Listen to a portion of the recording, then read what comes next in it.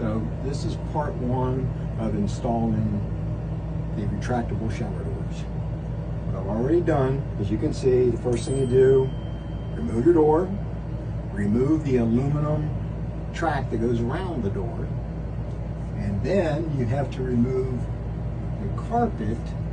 You will see in the later videos of why I went as far as I did. I'll put a tape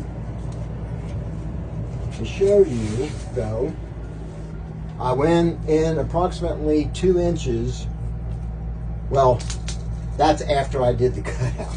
The cutout itself, I made 24¼ inches on the cutout. If you look down here, this is where the original cutout for the door was. So I had to go in 5½ inches is what I did. Cut in, because there again, you have this part of the tub sticking up, so the shower door has to be above that, which will mean that once your shower door is in, which you will see later, you will step over to get in, because this will be part of the enclosure. And then I did cut about 1.5 inches up higher than the original shower door to pick up a little bit more height, so I can get a bigger shower door in there. So I went as high as I could without hitting the curve that's inside the shower. So once I made my cutout, then that's where I went 2 inches above that to cut out all the carpet. If you just use a regular blade like this and a straight edge, and then peel that off, you'll probably have to use a putty knife to remove all this little extra padding that's underneath of it, but it's not a bad job. The hardest job is cutting this, because being fiberglass, you're going to go through a ton of blades. So far, the best blade is one that's made for cutting metal, with very fine tooth blades. So, part 2, you will see the framework that I put up here, and we'll carry on from there. So this is phase 2 of the shower install.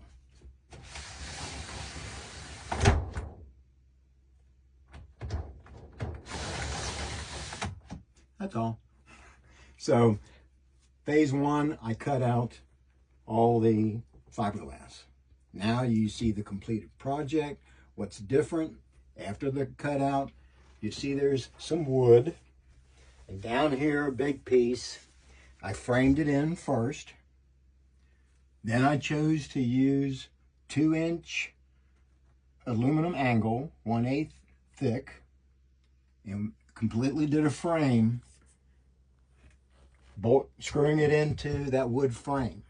That gave me a nice frame to install the actual shower enclosure, which was super easy as far as that goes. Once you get everything straight, lined up, the shower enclosure is nothing more than peeling off a double-sided type tape. You stick one side to one, stick the other piece to this, cut these to the length they need to be, and you're done, except for caulking in between on this side of the tub enclosure. So I have a question. I noticed there's a gap. Right. They tell you to have a gap, for one, just to make sure that it could have been just 1/2 inch, but you have to order these within 1-inch increments, and you want to be below whatever your actual.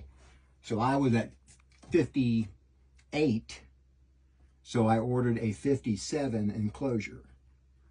And for one, that also gives circulation, you know, for if you have the shower doors shut, it allows steam or whatever to circulate out. But that's just, that's common. You're going to have that. But it works really nice.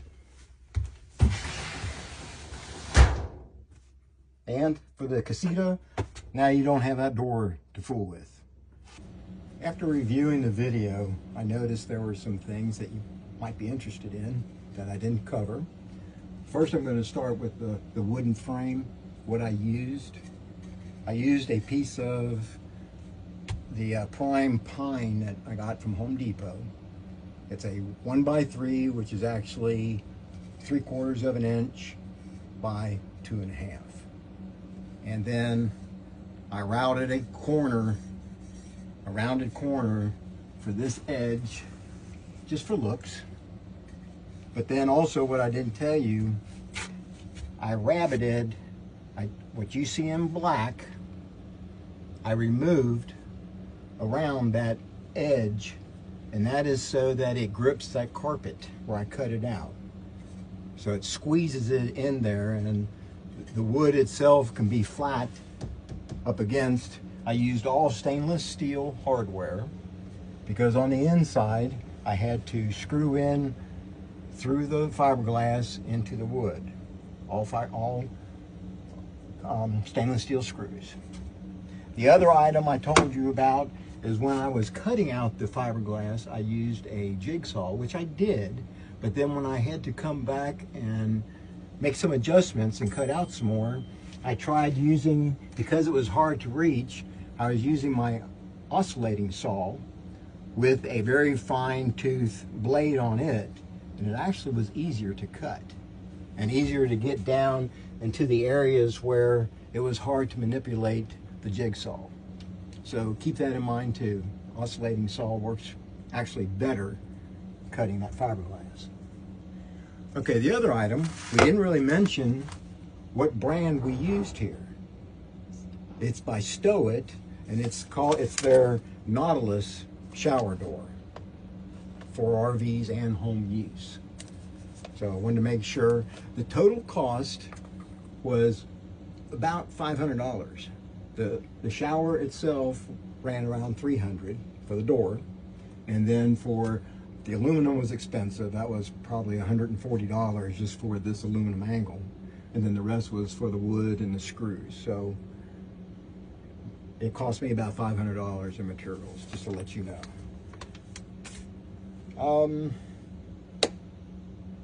I guess it's very nice though, easy to open.